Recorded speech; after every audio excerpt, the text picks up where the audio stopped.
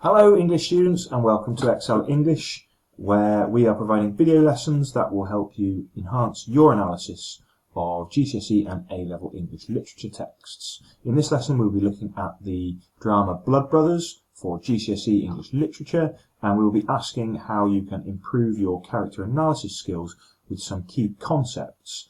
These concepts will also help you if you're studying just about any drama, whether Inspector Calls or looking at revising your Shakespeare.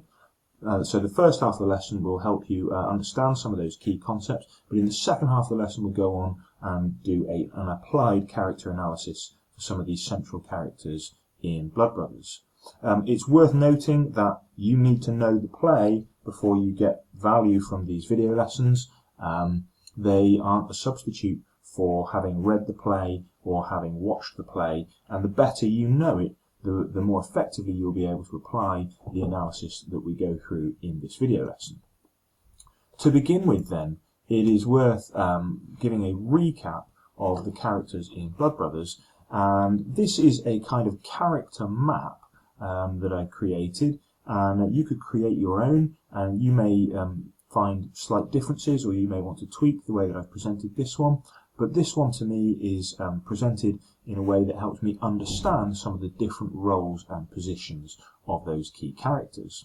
One thing that you might notice is that all of the characters, with the exception of the narrator, are colour-coded here into their working class or upper class status. And that's true of those in the society box on the right, as well as the central main characters. Now, Russell uses a variety of devices to present the way that class difference operates in the play, such as accent and dialect. The physical staging of the play also is symbolically represents class divide, and those are aspects that we will analyse in further videos. There will be a video on accent and dialect, and there will be a video on staging techniques. But it's a fundamental divide in the characters in that whether they have a working class or an upper class identity. We also have our central main characters there in the white space, but over on the right there is a box titled Society, where we have what we might call secondary or supporting characters. These characters don't have an individual developed identity in the same way that the main characters do. They are simple, representative, symbolic characters who are used really to represent the way that society treats working class and upper class people differently.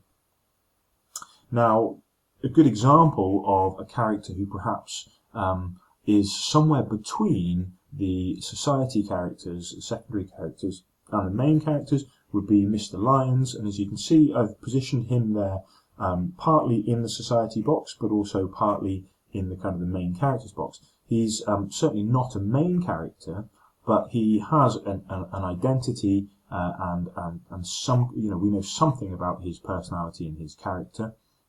He's certainly developed in more detail than the milkman, but he's also very distant. And during the song "Take a Letter, Miss Jones," he really represents one of those social stereotypes or social archetypes, in that he represents the role of the boss, the corporate boss, who is sacking his workers.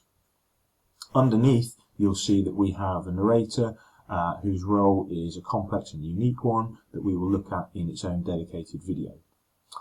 You might also notice that I have placed an equals mark over some of the main characters, and this is a concept that we're going to look at in this video, which is the concept of parallel characters.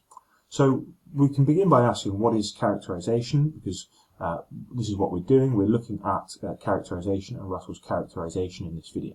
Characterization is the art of creating characters, and it is Russell's main method for conveying meaning. It is the central method of drama, is to create and present characters that have particular meanings attached to them.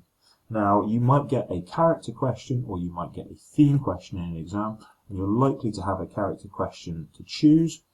But either way, even if you have a theme question, exploration of character will be central to explaining the way that themes are presented, because the themes of the play are presented through the characters.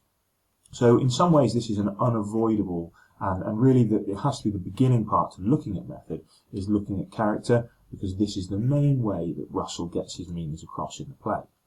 It's a good chance to look at what I call the big picture, which is looking at the whole process of writing a play and conveying meaning. We know that Russell has his intentions, and we've explored those in an earlier video. We know that the text has effects on the reader and communicates ideas, but in the middle there we have what are those methods that Russell uses to convey meaning to his readers or to his audience. The central method that he uses are characters, and we look at characters within this big picture. We look at them as fulfilling Russell's aims and having a particular effect on the audience, and that enables us to interpret the way characters are presented in the overall context of a work of literature. So how can we go about analysing character meaningfully in our essays? Well, in this video lesson I'm going to detail 4 ways to approach character, which will give you a good analytical approach to actually explaining how characters work. The first thing we're going to look at is what is the character's arc. The second thing we will examine is their function. Thirdly, we will ask about parallel characters and relationships between characters. And finally, we'll explore the idea that characters can be evaluated.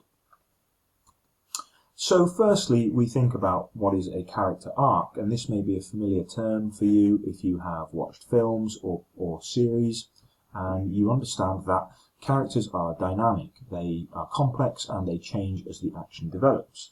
And very much the central point of drama is that we follow the story through characters. So we can think about that kind of pattern of development in terms of establishing, developing and resolving a character's journey through the play. Now that gives us what we would call a character arc or trajectory. And I guess generally speaking, the character arc can be positive or negative as events unfold either in a positive direction for a character or a negative direction. That will probably remind you of Freytag's pyramid, which we looked at in our video lesson analysing structure. And it's interesting to think the extent to which a character's individual arc follows the rise and falling of the tragic action in Freytag's pyramid. For a central character, obviously, the character who we are following most closely, their path is likely to follow that pyramid, but for other characters, actually, their own character arc might well diverge from the central path of the action, if you like. Secondly, we can think about function, and there's a whole host of traditional dramatic terminology to describe the role that a character plays in the action.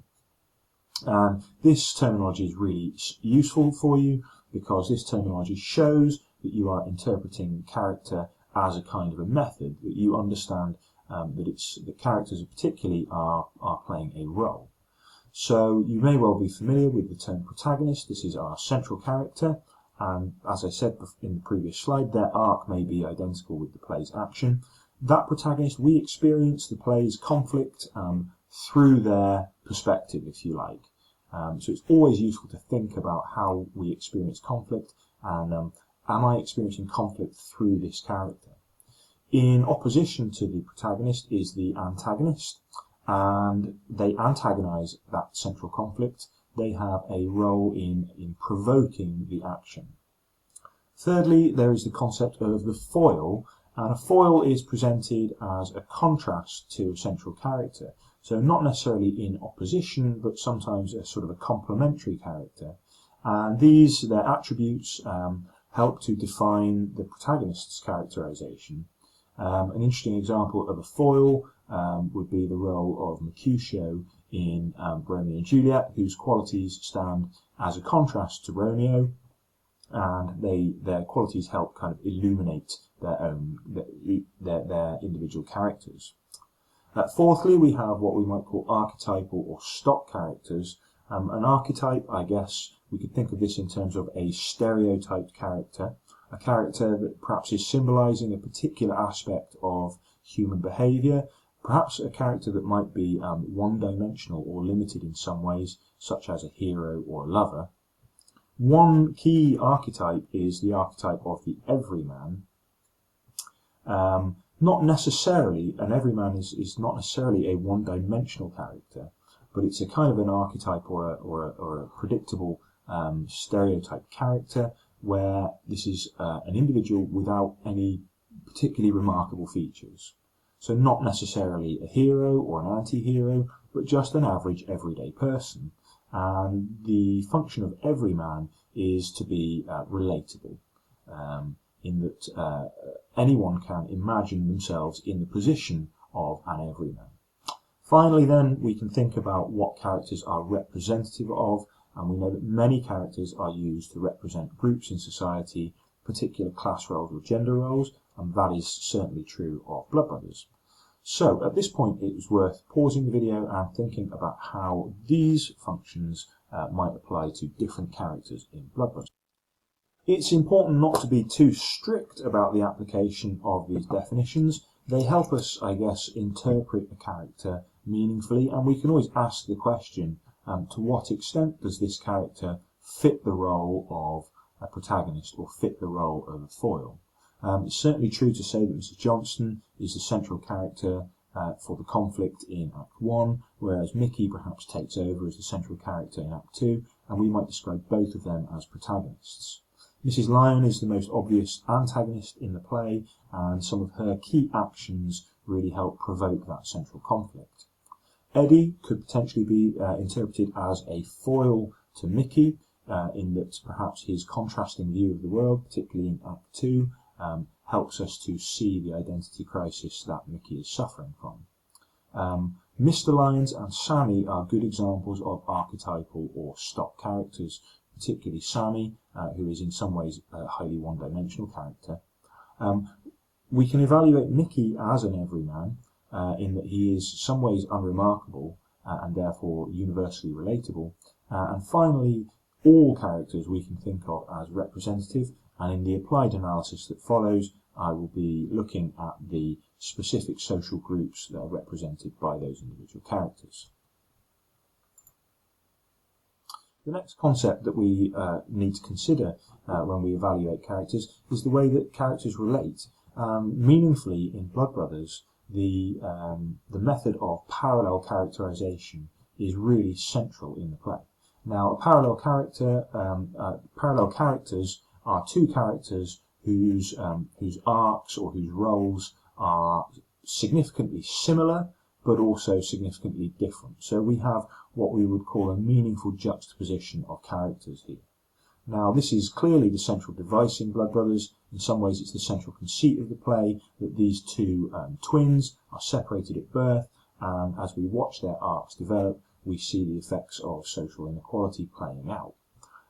We also, though, have parallel characterization between Mrs Lyons and Mrs Johnstone's lives, and these are two characters who have obviously meaningful similarities and really pronounced differences.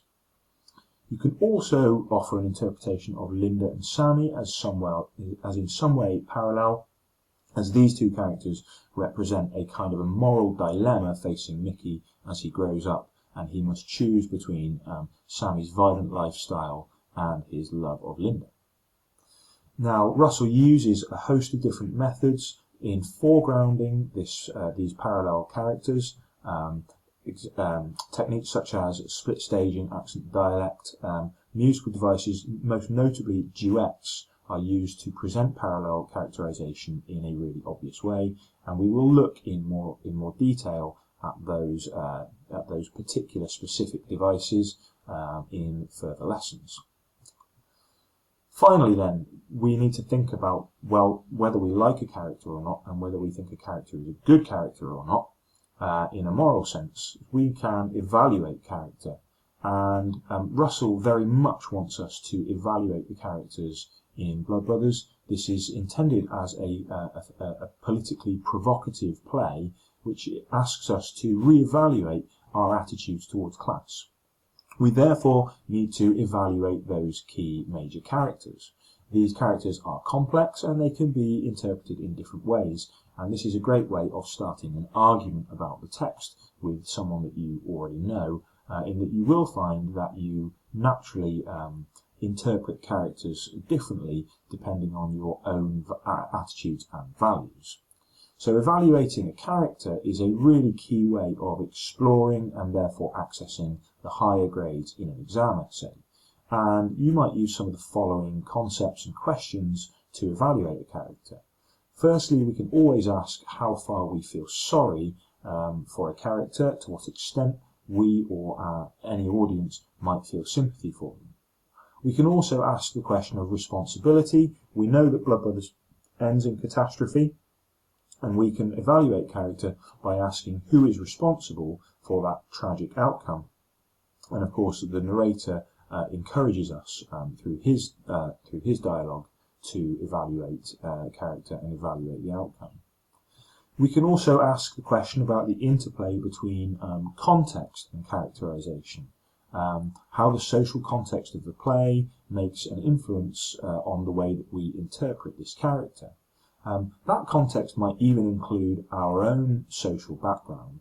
So we could perhaps suggest that a working class audience member is possibly likely to have a different interpretation of events from an upper class or a privileged audience member. It's an interesting question about the way that the social context of the play influences the way that we interpret character. We can think about character motivation, and it makes a key difference perhaps to the way that we interpret the actions of a character, depending on how we interpret their motives.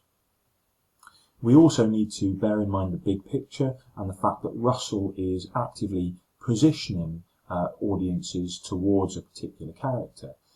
He is making them more or less likable at different points, and in the character arc we can probably say that Russell positions us very closely towards particular characters and then sometimes gives them very negative acts or makes them do terrible things as a way of exploiting our relationship with those characters. Once we've grown to like Eddie, it's very difficult for us to then deal with the fact that he betrays Mickey, and this is what gives his character a kind of complexity. So, to summarise then, we've looked now at 4 ways to approach character. We've discussed the concept of a character arc. We've discussed the idea that characters play particular functions or roles within a drama. We've explored the idea of parallel characterization and the way that complementary characters can illuminate each other through similarity and difference. And we've also discussed ways in which you can evaluate character. What follows from this point will be an applied analysis using these concepts of the main characters within Blood Brothers. Any character analysis of Blood Brothers really needs to begin with Mrs Johnstone, because she has the strongest claim to being the central character of the play. She's clearly a protagonist because we experience the conflict of the play through her, most particularly in Act 1, but she's also there at the very end of the play as well, and we maintain that thread of experiencing the conflict through her right the way through the play. She's representative of working class womanhood and motherhood, and Russell is really asking us to reevaluate our judgments of this role in society and this position, and he wants us to perhaps think about our own attitudes and adjusting those based on a sympathetic portrayal that he gives of Mrs Johnstone. Now, her character arc generally follows a positive trajectory, particularly in the middle of the play as she becomes more confident. She begins as vulnerable and naive, but her status increases as we go into Act 2. Of course, she suffers greatly in the catastrophe of the play, but her character arc does not necessarily follow the same trajectory as the action, especially as Mickey takes over. She is motivated as a character by her love for her children and by her desire to be glamorous, as represented symbolically through her idolisation of Marilyn Monroe. She is often, most frequently in fact, the emotional focus of the action, and she has more songs than the rest of the cast combined, and those songs are a key method of presenting the internal or emotional action of the play. She also has, in some of her songs, a narrative function. She wouldn't be described as a narrator, but some of her songs actually narrate action within the play, and that's a feature that's quite unique, and it doesn't really, none of the other characters except for the narrator really have that function of actually telling sections of the story. Russell positions us critically towards Mrs Johnstone, particularly at the beginning of the play, through the narrator's words, but we actually may end up experiencing a great deal of sympathy for her, and it's that evaluation of her character that really is a central method of Russell for getting us to question our views on class. Mrs Lyons, in contrast, is clearly the antagonist of the play. It's her actions that provoke the central conflict of the switching of the babies.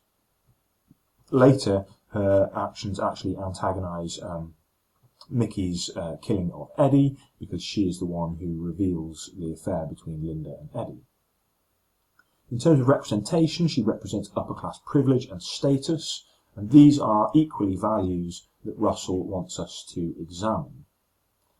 Her character arc follows a negative trajectory as the play progresses, and as she's presented in a parallel way to Mrs Johnstone, their character arcs sort of diverge as Mrs Lyons' status decreases, Mrs Johnstone's status increases. They do, however, share some very meaningful similarities in their maternal instincts, but their characters are also contrasted or juxtaposed in that Mrs Johnstone's caring, loving and innocent nature is contrasted against Mrs Lyons' ruthless and devious manipulation. Mrs Lyons is, however, motivated by those maternal instincts and that desire to have her own child, and that actually helps to present her sympathetically. But there's also a strand of kind of material desire in her desire to have a child, Eddie, like a possession, like moving house, like getting money from her husband. She's obviously someone who is used to getting what she wants in a material sense. She suffers, of course, this prolonged paranoid breakdown, particularly in Act 2, and that may evoke complex feelings, a mixture perhaps of condemnation and sympathy. In many ways this is something she's brought upon herself.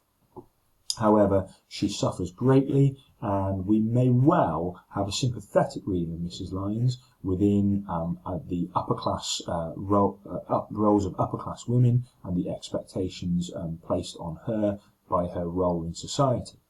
That, of course, may well boil down to your own class background, insofar as you may be more likely to condemn her or more likely to feel sympathy with her, depending on how much you relate to her personally. Mickey, like Mrs Johnstone, has to be considered as a protagonist of the play because audiences experience the conflict from his perspective, and that's particularly true in Act 2. As a representative character, he is obviously a representative of working class youth and growing up in poverty, but he, as an adult, represents the damaging effects of unemployment on the lives of young men. His character arc is identical in many places with the rising and falling action of the play, and that's really a key way of identifying him as a protagonist. He's the focal point of that tragic falling action as this series of really unfortunate events happen that lead him towards the catastrophe. His motivations are somewhat simple and relatable. He's motivated by his frustrated desire for Linda and his friendship for Eddie, and he doesn't really seem to want much more in life than those things. And I suppose that's one aspect that presents him as an everyman. He seems to lack direction or identity. He looks to others, particularly Sami and Eddie, as a way of perhaps knowing how he himself should behave. We can interpret him as a kind of everyman. He's unremarkable and in some ways universally relatable. I guess Russell is kind of posing the question, could this be you? If you were born in this situation, would you be the way that Mickey is? Mickey is a flawed character. He makes bad decisions, and he bears a heavy amount of responsibility for the catastrophe. He makes many terrible decisions, not least deciding to become involved in the robbery. But it's very difficult to condemn Mickey. He's clearly presented sympathetically. Russell is asking us to evaluate the effects of lack of opportunity in his life and how they relate to the disastrous outcomes that he suffers. Next, Eddie, who clearly is a parallel. Next, Eddie, and Eddie is most obviously a parallel character to Mickey, and we can interpret Eddie's role as that of a foil to the protagonist, inasmuch that Eddie's characteristics help to illuminate Mickey's character. Eddie plays the role of the antagonist in the end, because his affair with Linda is one of the key antagonistic actions that helps to provoke the catastrophe at the end of the play. In that way, Eddie lives up to, I suppose, his mother's role, as she is also perhaps the main antagonist in the play. Eddie's character arc is contrasted against Mickey's because it follows a positive trajectory as the play develops, and his opportunities and privilege lead him into a successful life. Mickey's character arc, of course, is going in exactly the opposite direction. Eddie is motivated by his desire for Linda and his friendship for Mickey, and that's meaningful because his motivations are really identical to Mickey's motivations. Presented in parallel with Mickey, he is presenting this idea of class inequality. Where Mickey is directionless, Eddie has this clear direction laid out for him from his very early educational opportunities through the expectation of him going to a great university, which he then does, and then goes on to get a high-powered job. Really, the similarities and differences between Eddie and Mickey are presented throughout the play as a way of showing how these different class opportunities affect outcomes for young people. In the end, he's a difficult character to evaluate because of his betrayal of Mickey. We have most likely learned to like Eddie. He's a charming and pleasant and fun character through the majority of Act 1 and the first half of Act 2. His action in betraying Mickey can be interpreted in a couple of perhaps different ways. You can either interpret it through his desire for Linda. There's nothing wrong with falling in love with someone, and maybe even his desire to support and care for Linda. That would be a very sympathetic reading. Or you can condemn his sense of entitlement in taking what is not his, much in the manner that his mother did, and the fact that he perhaps believes he can act as he wishes and betray his friend because of his friend's lack of status. Much of whether you interpret him sympathetically or condemn him may depend on your own viewpoint, and you could argue convincingly in an essay one way or another. Linda is an intriguing character, and she's one who, understanding Linda's character well, perhaps offers a really strong student an opportunity to show their detailed understanding of the text. She is a secondary character, but she's also a complex one, and towards the end of Act 2 we get some of the conflict really presented from her perspective, through some of the narrator's dialogue and also through the song Like Romance. Linda is like Mrs Johnstone in that she's representative of working class womanhood, and her character arc has this echo of Mrs Johnstone's own backstory, inasmuch that Linda, as a young woman, is glamorous and desirable, but in later life she finds herself trapped in this life of drudgery and hardship with an insensitive husband. Now, this is very much Russell's way, I think, of presenting what working class womanhood is like, and this idea that it's an inescapable social role that traps young women in a life of kind of domestic servitude.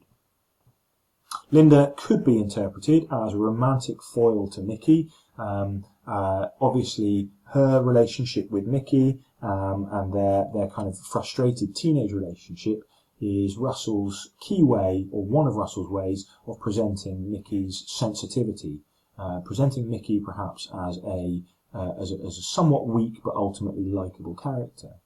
But Linda is more than just a complementary character. She's a character in her own right, and she does have a developed individual identity. She's a positive influence on Mickey, and that can be juxtaposed with Sammy's negative influence, which we'll talk about in the next character analysis.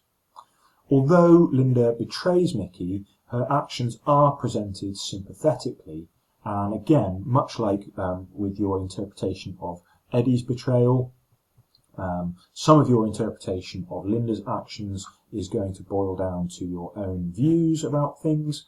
Ultimately, though, Russell does a great deal to present her actions sympathetically. The song Light Romance presents their relationship in a quite tender way, emphasising the loving aspect of it. Also, the depiction of Mickey and Linda's home life after he is released from jail very much creates kind of sympathy for Linda.